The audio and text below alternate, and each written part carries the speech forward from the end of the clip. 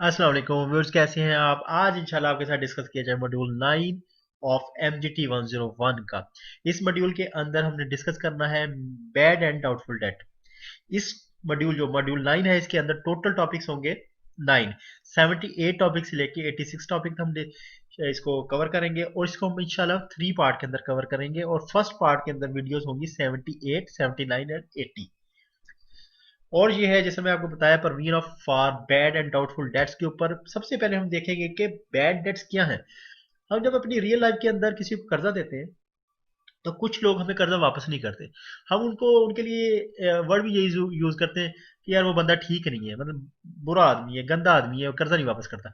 तो इंग्लिश में भी उसके लिए बैड डेट्स या बैड डेटर ही यूज करते हैं। मतलब मकरूज जो आदमी है उसके लिए बैड का वर्ड यूज करते हैं। इसी तरह बैड डेट वो कर्जा जो कि आपको यकीन है कि ये वापस नहीं होना। इसको इररिकवरेबल डेट भी कहते हैं, इंग्लिश का वर्ड है, जो रिकवर ना हो सके। ठीक है। तो बैड डेट वो कर्जा है जो कि आपको रिकवर ना हो। दूसरा डेट ये होता है डाउटफुल डेट।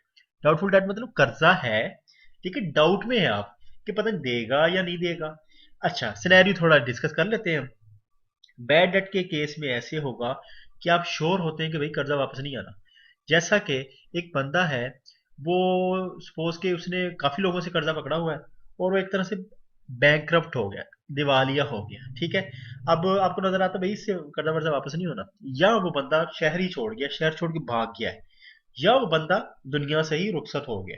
तो बैड डेट्स के बहुत सारे केस हो सकते हैं। सेकंड केस डाउटफुल डेट की हम एग्जांपल लेते हैं कि जैसे कि आपको आपने किसी को कर्जा दिया है और वो आपको बस आसरे दे रहा है, आज दूंगा कल दूंगा, और 5 महीने, 6 महीने, साल, 1.5 साल ऐसे गुजर गया। लेकिन आपको उम्मीद है, बंदा आपके सामने ही घूम रहा है, आपको यकीन है कि देगा, कभी ना कभी तो देगा। तो लेकिन आपको ये भी यकीन है कि ये पूरा कर्जा नहीं वापस करेगा। फर्ज करें कि आपने अगर 1,000 रुपये दिया तो आप कहते हैं कि यार चलो 500 तो दे ही देगा। तो आप भी थोड़ी उम्मीद होती है। जहां पे डाउट हो कर्जा रिकवर होने का, वो डाउटफुल डेट है। जहां पे आपको यकीन की हद तक आप यकीन है, यकीन की हद तक आपको यकीन भी और यकीन की हद तक है, तो वो उसको बैड डेट कहते हैं कि रिकवर नहीं होना। आगे चलते हैं, अकाउंटिंग इफेक्ट देखते हैं इसकी। अकाउंटिंग एंट्रीज, ये आपको आप नजर आ रही होगा कोई, ये जर्नल की एंट्रीज है। जर्नल की एंट्रीज। अच्छा, सबसे पहले आप पहली वाली एंट्री देखें, डेटर रिटर्न ऑफ। अच्छा, रिटर्न ऑफ का वर्ड आप याद कर लें। रिटर्न ऑफ का मतलब होता है अरेज करना, ठीक है, मतलब डिलीट करना।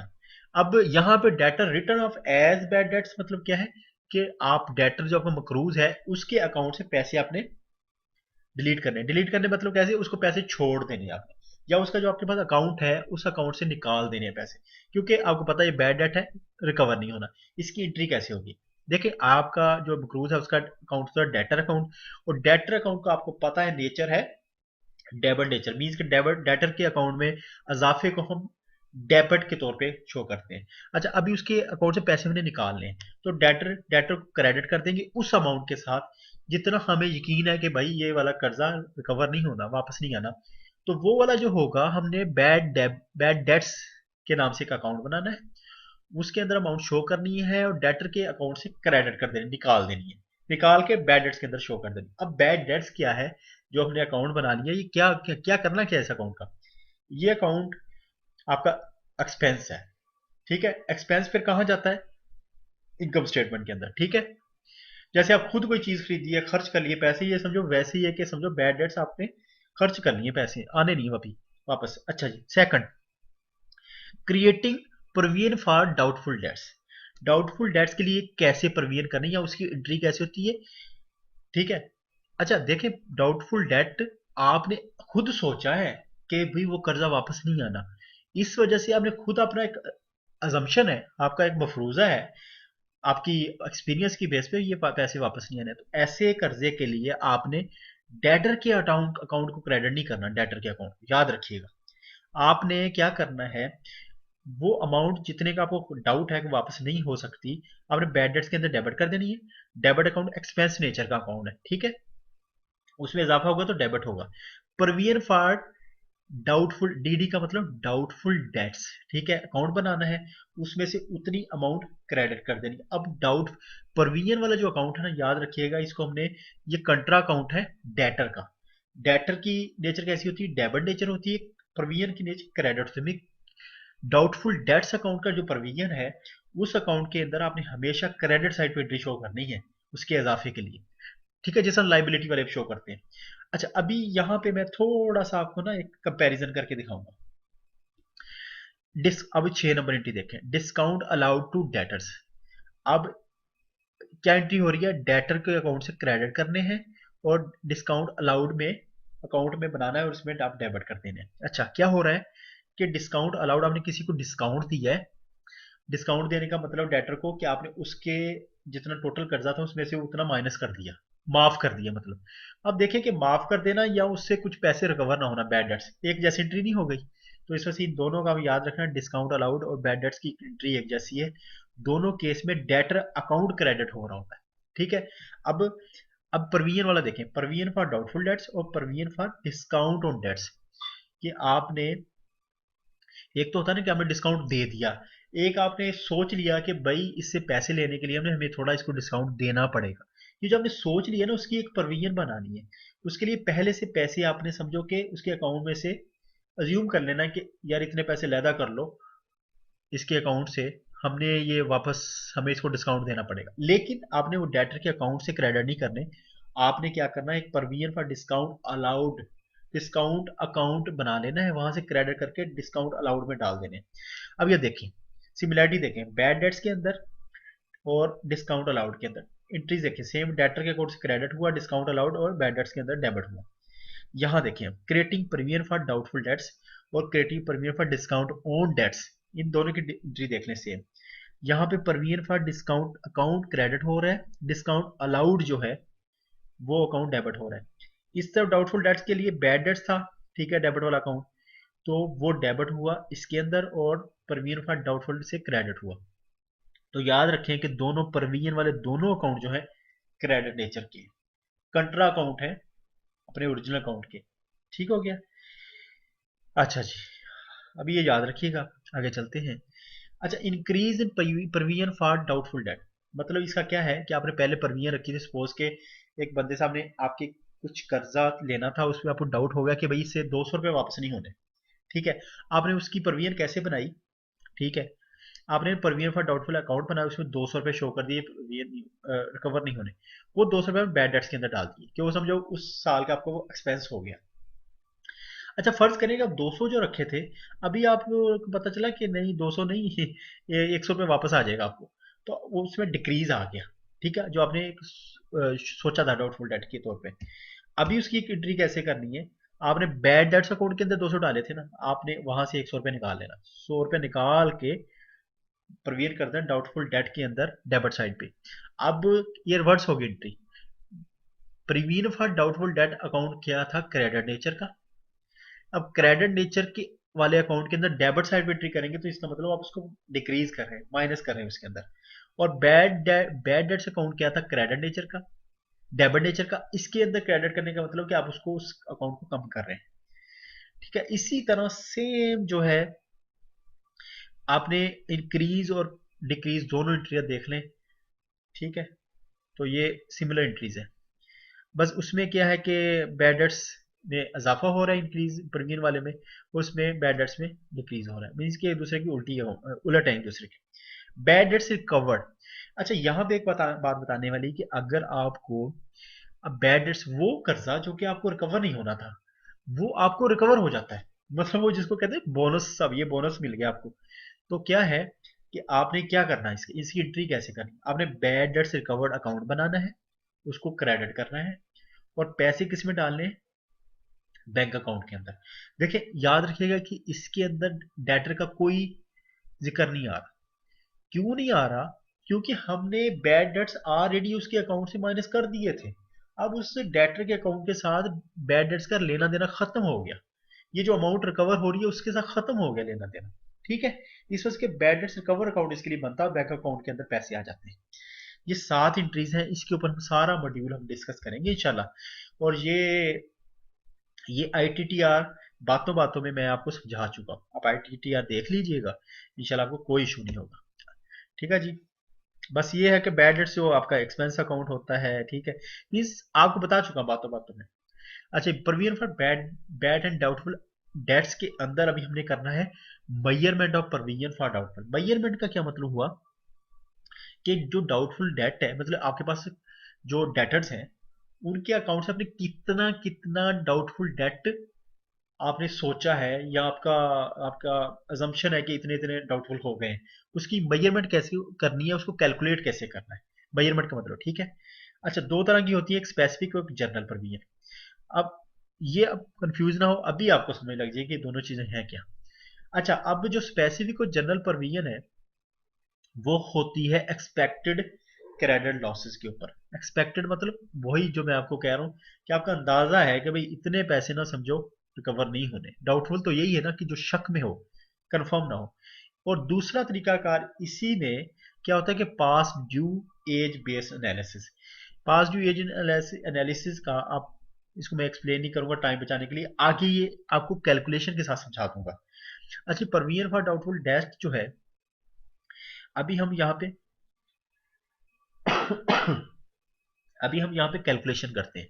सपोज कि एक डेटर अकाउंट है और उसका एक फाइनल जो डेटर अकाउंट यहाँ पे ना, मींस के जितने भी डेटर अकाउंट है आपके बिजनेस के, इस सब का एक कैरी फॉरवर्ड बैलेंस बनाया गया, ठीक है। वो दिखाया गया आपको बैलेंस कैरी फॉरवर्ड, जो बैलेंस कैरी फॉरवर्ड होगा उसके ऊपर कैलकुलेशन करनी है हमने हमेशा आपने, ठीक है।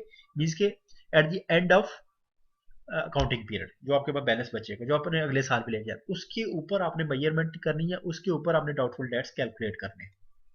सपोज के इधर ये 3 डिजिट में एक नंबर है, 3 स्टार लगा दिया उसने।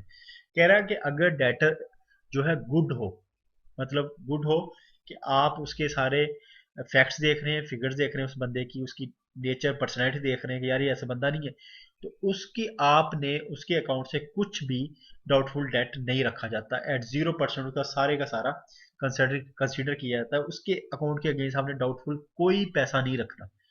स्पेसिफिक इसको कहते हैं कि आपने डेटर के हिसाब से आपको पता है कि यार इस बंदे से सिचुएशन के मुताबिक इसका 25% कवर नहीं होना, या एक दूसरा बंदा है आप कहते हैं उसका 50% कवर नहीं होना, 75% कवर नहीं होना। ये जस्ट आपको एग्जाम्पल के लिए लिख देंगे। जैसे आपका कोई दोस्त है, आपको लग रहा है कि यार इससे मुझे मैंने 1000 रुपये दिए, मुझे लगता है ये 800 वापस करेगा, ठीक हो गया। तो आप वो सोच रहे हैं कि 20% तो ऑलमोस्ट गया, ठीक है। तो इसी तरह ये अगर आप परसेंटेज के हिसाब से बात करेंगे तो आप कहेंगे स्पेसिफिक डाउटफुल डेट, ठीक है। और अगर जनरल की बात करेंगे, जनरल का मतलब ये जितनी भी अमाउंट है आपके ऊपर, आप बस आप बैठ के डिसाइड कर लो कि सपोज के 1 लाख रुपए आपने जो है ना रिसीव करना है लोगों से, आपको लगता है कि 90,000 ही रिसीव कवर होंगे, तो आप कहेंगे 10% गया समझो। तो ये जनरल है, कंजम्पशन आपका जनरल, ठीक है। आगे चलते हैं। अच्छा जी, अभी यहाँ से हम एक क्वेश्चन स्टार्ट करते हैं। क्लोज, अच्छा ये सबसे पहले मैंने स्टेटमेंट वैसे ही शो की है जैसे मैं लिखी हुई थी। इतनी बड़ी स्टेटमेंट देख के आप परेशान हो जाएंगे, लेकिन अभी हम आप करेंगे इसको मेरे स्टाइल में। ये जी ब्रेकअप कर दिया मैंने इसका, ठीक है। ब्रेकअप करके मैंने इसको 1 2 3 4 नाम दे दिए और 3 एंट्रीज यहाँ पे शो की और 3 एंट्रीज के रिजल्ट आपके सामने नीचे आ गए। अभी हम पढ़ेंगे इसको वन बाय वन क्या है। Closing balance of debtor is 80,000 out of which 80,000 की एंट्री को आप भूल जाए फिलहाल, अगली अगले आएगी, ठीक है। क्लोजिंग बैलेंस डेटर का दिखाया गया जो कि हमने वो कैरी फॉरवर्ड बैलेंस देख रहे थे, ठीक है। One of the debtor mister Phil owing ₹600 के उसने आपके 6,000 रुपये आपके देने हैं, is also credited to home entity owes, और एंटिटी ने उसके 7,500 देने हैं। तो इसको क्या है, हम अच्छा ही डेटर कंसिडर करेंगे, बल्कि हमने उसके 7500 देने हैं, उसने हमारे 6,000 देने हैं। तो इसकी एंट्री कैसे करेंगे। ये गुड डेटर हुआ ना, गुड डेटर का क्या था कि 0% डाउट होता है उसके ऊपर डाउट ही नहीं है। तो आपने क्या है, डाउटफुल जो अमाउंट है कोई क्या रखनी है, 0, ठीक है। अच्छा, वन ऑफ द मतलब आपने सिनेरियो देख के अंदाजा लगाना होता है कि ये स्टेटमेंट किस तरफ जा रही है। वन ऑफ द डेटर, एक दूसरा डेटर है, कहता है मिस्टर किल उसका नाम है, ओइंग का मतलब होता है देने हैं उसने, मकरूज है आपका 10,000, इस स्पेसिफिकली डाउटफुल, वो डाउटफुल है। स्पेसिफिकली डाउटफुल का मतलब क्या है, आगे एक परसेंटेज हमें बताएगा। And 75% expected recovery from stay estate as final dividend.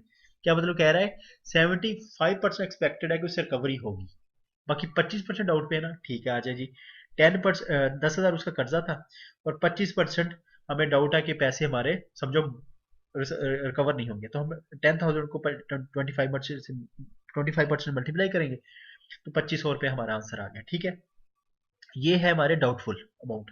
अच्छा, अगला तीसरा देखें। One of the debtor Miss Hill है, उसने आपके 6000 देने, expected to be doubtful at 50%। ये जो है ना, मिस हिल जो है ना, ये अच्छी खातून नहीं है।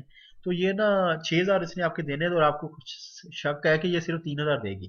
तो 50% आप देखें, 600,000 को 50% से आप मल्टीप्लाई करें, 3000 का आपको डाउट है इस केस में। अब अमाउंट जो कितनी होगी हमारी, 2500 और 3000, 5500 हो गई अभी तक डाउटफुल। ठीक है, चलते जाएं आगे। चौथा देखें। वन ऑफ द डेटर, एक दूसरा डेटर मिस्टर बिल, देखें नाम देखें कैसे इंटरेस्टिंग है, किल बिल हिल। ठीक है, ओइंग 8000 उसने आपके देने, expected to be doubtful at 75%। ये 75% डाउटफुल बहुत ही जो है ना गंदा आदमी है, जिस तरह हम अपनी जुबान में कहते हैं गंदा आदमी, बिल्कुल कर्जा देने का मूड में नहीं है। तो 70 मतलब 25% से रिकवर होगा। तो हमने क्योंकि डाउटफुल निकाल रहे हैं, तो हमने 75%, 8000 मल्टीप्लाई 75%, 6000 पे इससे रिकवर नहीं होने में हमें शक है। अब आगे देखें, जनरली जनरली वही आ गया ना, generally provision for doubtful debt is estimated at 5% of the debtor balance। क्या कहना चाह रहा है कि जो बाकी का बैलेंस बच गया है, 80,000 थे ना टोटल, उसको ना बाकी के बैलेंस पे 5% और भी डाउट है भाई हमें कि वो भी नहीं आने। अच्छा जी, यहाँ पे तक तो 6000 तक तो आप समझ गए। अब बाकी का ये 50,000 कहाँ से आ गया भाई, वो मैं आपको बताता हूँ कहाँ से आ गया जनाब, फिक्रमंद नहीं होना आपने। अच्छा जी, पिछली स्लाइड में वापस आए। 6000, 6000, 10,000, 16,000 और 6000, 22,000, और 22,000 और 8, 30,000। 30,000 के ऊपर हमने डाउटफुल डेट ऑलरेडी कैलकुलेट कर चुके हैं। बाकी कितना पता, 80,000 में से 30,000 निकाल दें, बाकी बना 50,000।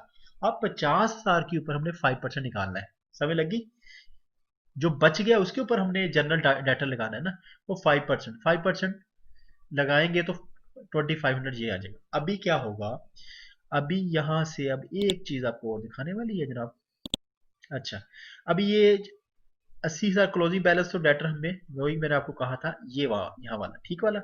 अच्छा, अभी 14,000 कैसे लिखा हमने, 2500, 3,000, 5500, 5500 और ये 2500 और 6,000 जमा करेंगे तो 14,000 आ जाएगा। ये closing balance of doubtful debt 14,000। इसका मतलब क्या हुआ, 80,000 में से 14,000 पे आपको डाउट पे है कि नहीं रिकवर होंगे।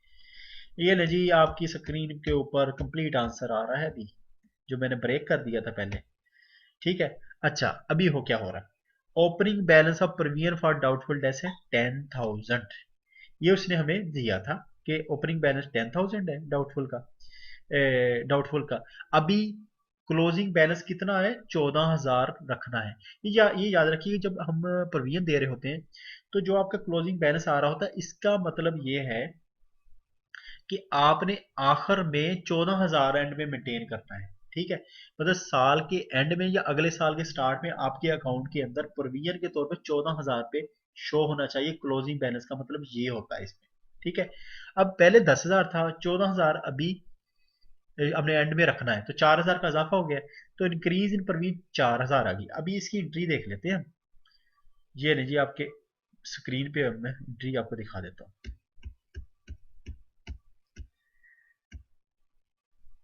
ठीक है जी, ये आ गया। एक मिनट, एंट्री किधर चलेगी, मुझे थोड़ा सा चेक करने दें। एंट्री मेरी ये यहाँ पे आ गई नीचे। ठीक है जी, एंट्री कैसे आ गई कि अभी देखें, बैड डेट्स अकाउंट को 4,000 से डेबिट कर देना, क्योंकि हमारा 4,000 का इजाफा हुआ है, क्योंकि 10,000 तो पहले ही थे, अब 14,000 हो गए। ओपनिंग बैलेंस था 10,000, आखिरी था 14,000, 4,000 का इजाफा, 4,000 हमने बैड डेट्स के अंदर डाल देने हैं, डेबिट कर देने हैं, और प्रोविजन कितनी बना लेनी है, 4,000 की। ठीक है, ये जनरल एंट्री होगी। आईटीटीआर जनाब हम नहीं करेंगे, आईटीटीआर मैं ऐसे करता हूं कि मैं साथ साथ ही कवर कर देता हूं। ठीक है जी, ये सारा आईटीटीआर। अच्छा, ये अभी आ गया topic, measurement of premium for doubtful debts, age base पे, एज बेस। अच्छा, एज बेस क्या है कि मतलब ऐसे आपका जो मकरूज है बंदे, उनकी एज की बात नहीं कर रहा, वो कितने अरसे से आपका कर्जा ले चुके हैं और वापस नहीं कर रहे, वो है एज बेस्ड एनालिसिस। जैसे मैंने आपके अगर आपसे मैंने कर्जा लिया और मुझे 1 साल से मैंने आपको पैसे नहीं दिए, तो मेरा जो है ना एज जो है 1 ईयर होगी लोन की, ठीक है। इसकी बेस पे एनालिसिस कैसे करते हैं? अच्छा, ये वाली जो परसेंटेज है, ये आपकी कंपनी की मैनेजमेंट बैठेगी और डिसाइड करेगी कि फर्ज करें कि एक कंपनी की मैनेजमेंट डिसाइड किया फॉर लेस देन 30 डेज, जिन लोगों का कर्जा लेस देन 30 डेज है, वो आपने कैलकुलेट किया सर 90,000 के कर्जे हमारे पास उन लोगों के हैं जो कि 30 डेज से कम वाले लोग हैं। तो आपकी मैनेजमेंट कहती है ठीक है 0% इन पे लगाओ, इन पे हमें कोई डाउट नहीं है, ठीक है। तो प्रोविजन 0 रखो इसके लिए। फिर आप कहते हैं सर 30 से 60 दिन वाले जो लोग हैं उनकी अमाउंट बनती है 60,000, तो आपकी मैनेजमेंट कहती है 5% इनको आप डाउटफुल में डाल दो, ठीक है। तो 3,000 आ जाएगा। फिर आप कहते हैं 60 से 90 डेज वाले हमारे पास जो कर्जे हैं लोगों के, वो 50,000 है, तो आप कहते हैं मैनेजमेंट कहती है 7% डाल दो, फिर ये अमाउंट बन गई। फिर मैनेजमेंट कहती है जो 90 डेज से ऊपर वाले हैं उनके लिए 10% डालो, ठीक है। आप एक बात देख रहे हैं कि जिस तरह ओल्डर हो रहा है कर्जा, उतना उस तरह परसेंटेज भी डाउटफुल की बढ़ रही है, ठीक है। अभी डेटर एंड प्रीवियन, डेटर टोटल कितने बने 2,20,000, इन सबको जमा कर लो, 2,20,000 के मकरूज थे आपके लोग, और आपने उनके लिए अगेंस्ट प्रीवियन कितनी रखी 8,500 की, मतलब 8,500 आप सोच रहे हैं कि इतनी अमाउंट डाउट में है, रिकवर नहीं होगी, ठीक है जनाब। अच्छा, ओपनिंग बैलेंस जो है वो आपको दिया है 9,800 रुपये, और क्लोजिंग बैलेंस 8,500 आप चाहते हैं कि रखना है। मीन्स के आपका ओपनिंग बैलेंस ज्यादा था आपने रखा हुआ डाउटफुल के लिए, अभी आपने उसको कम कर दिया। डाउटफुल था ना पहले, आप समझ रहे थे कि 9800 हमें रिकवर नहीं होगा, अभी आप सोच रहे हैं कि नहीं अभी ना हमें 8500 रुपये है जो हमारे डाउट में है। तो 1,300 रुपये ऐसी अमाउंट है जो आप समझ रहे हैं कि अभी आप प्रीमियम कम कर सकते हैं, ठीक है। अभी इस जब वही डिक्रीज हम डिक्रीज आ गया ना प्रीमियम के अंदर, तो डिक्रीज जो था वो कैसे करना, बैड डेट्स के अंदर आपने क्रेडिट कर देनी 1,300 की अमाउंट, क्योंकि बैड डेट्स के अंदर वो अमाउंट थी जो कि हमें यकीन था कि रिकवर नहीं होनी, लेकिन अभी हमें लग रहा कि 1,300 हमें रिकवर हो जाएंगे, तो बैड डेट्स से हमने क्रेडिट कर देनी है उस अकाउंट को कम करने के लिए। प्रीमियम फॉर डाउटफुल डेट के अंदर डिक्रीज लाने के लिए हमने उसको डेबिट कर देना 1,300 से, ठीक हो गया जनाब। ITTR अगेन हम नहीं करेंगे, और इंशाल्लाह हम नेक्स्ट जो पार्ट है उसके अंदर आपसे मुलाकात होगी। अच्छे से इस पार्ट को समझें और इस पार्ट के बाद हैंडआउट्स पढ़ें, और उसके बाद आप अगला पार्ट स्टार्ट कीजिएगा, इंशाल्लाह बहुत अच्छे से समझ आएंगे। कोई भी कंफ्यूजन हो इसके लिए कमेंट सेक्शन में लिख दें। तब तक के लिए अल्लाह हाफिज़, अस्सलाम वालेकुम।